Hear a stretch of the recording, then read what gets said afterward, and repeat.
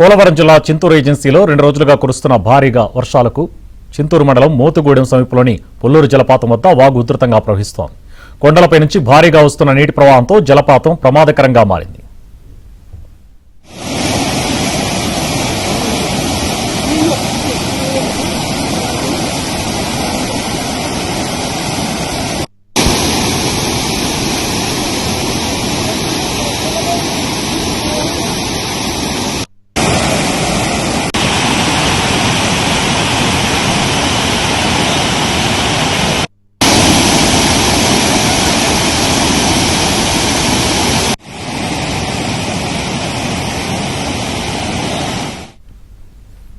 అంబేద్కర్ కోనసీమ జిల్లా మలకీపురం మండలం తీర ప్రాంతంలో సముద్రం 300 మీటర్ల ముందుకు వచ్చింది.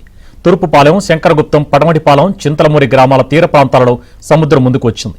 వాతావరణ మార్పులతో తీర ప్రాంతంలోని సముద్ర కెరటాలు ఎగసి సముద్రం ముందుకు రావడంతో స్థానికులు భయాందోళన చెందుతున్నారు.